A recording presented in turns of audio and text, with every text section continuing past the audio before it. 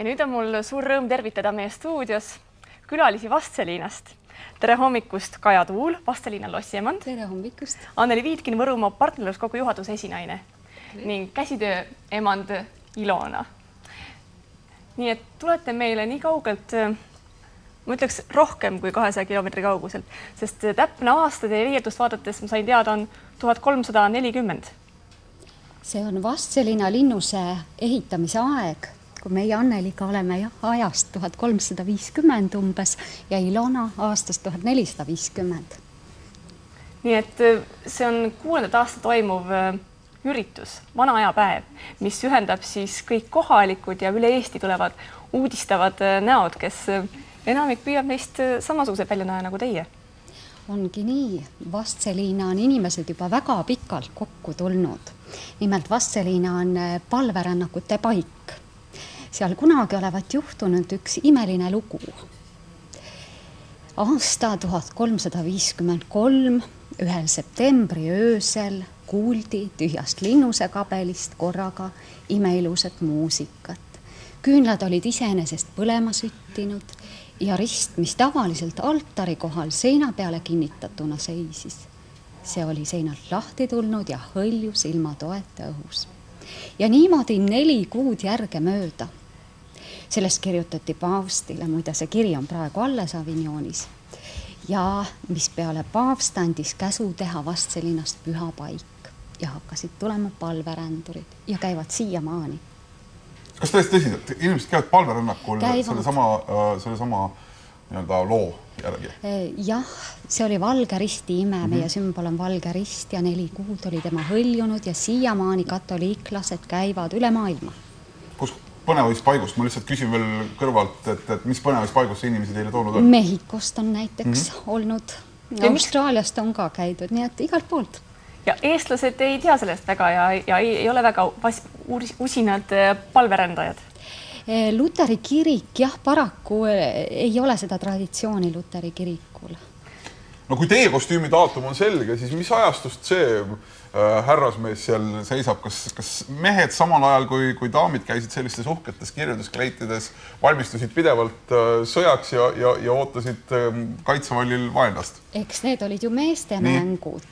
Et mees on samast ajastust. Enne kui tulirelvad tulid, oli mehe elu just niimoodi kaitstud. Need 40 kilo on sellel mehel praegu seljas. Vaatan, liigutab üsna nagu tuimalt, ega see 40 kilo teeb nagu oma töö ilmselt ära. Ka näed. Ainult hobusega sõitis selline mees. Jala tema ei käinud. No, kui nüüd täpne olla, siis Raud Rüütel on meil Aado Kuhlap, kes on tegelikult külade ühenduse juhataja, nii et ei ole ei istu mitte käed rüppes ülejäänud aja aastast. Võideldes külade eest. Ning teie, Kaja, olete siis lossi emand. Milles teie töö seisneb ja kuidas see vana aja päev on tõenäoliselt teie aastatöö kulminatsiooni hetk? Mitte ainult minu. Ma ei ole peakorraldaja. Meil on väga palju sõpru, kes Vastseliinas aitavad korraldada, nii et mina olen üks sõpradest. Korraldab rahvamaja ja tuge on meil tõesti palju. Nii et 6 aasta juba. Anneli, kui nüüd minna veidi laiema perspektiivi peale, siis teie olete Võrumaa partnerluskogu juhatuse esinaine. Tegelete ka selle liiderprogrammi raames. Et liiderprogramm on siis Euroopa Liidu programm, mis on jõudnud Eestisse ja ka Võrumaa on siis toimetanud niimoodi, et me saaksime neid võimalusi kasutada, täpselt samasuguseid toredaid vanu traditsioone aidata küladel elustada ja edasi arendada. Ja Võrumaa partnerluskogu toimetab siis 10 valla tasandil. Meil on nii ettevõtjad, omavalitsused kui ka mittetulundusühingud. Ja loodame siis, et tõesti see koostöö, mis on Vastseliinas alguse saanud, areneb edasi üle Võrumaa ja üle Eestimaa. Kas sellised üritused on ka üks osa sellest, kuidas neid maakonna siseselt aktiivselt inimesi ühendada? Kindlasti, et see annab ju sellisele igapäeva elule nii-öelda vürtsi juurde ja miks mitte ka lihtsalt, et on tore olla, üksteisega koos olla ja see nõuab ka samamoodi ressurssi ja toetust ja niisugust kõrvaltvaataja nii-öelda heakskiitu. No ma näen, et teil silmad säravad ja te olete väga rõõmsalt. Iga aasta saate endale uued kostüümid tänu proua Ilonale, kes teeb need täiesti taaskasutades vanu materjale ehk siis vanadest riietest, kuid kas on mingisuguse väiksema sellise huvigrupi üritus või tegelikult on laiem huvi ka olemas? Eks need üritused kasvavad ju iga aastaga ja meie ülesanne ongi see, et toetada ja mitte ülesanne, vaid ka tahtmine toetada just seda, et need inimesed, kes selliseid väärtuslikke traditsioone hoiavad elus, jääksid koha peale ja maaelu läbi selle saaks väärtust juurde. Et kindlasti, see on hästi oluline. Vanaajapäev toimub sellel laupäeval juba ja teil on kindlasti programm koos, mis sündmused päeva jooksul toimuma hakkavad? Alates kella 4 peale lõunat võib inimene osaleda töötubades. Seal on erinevad ametid, saab sepatööd proovida, saab viltida, mida iganes.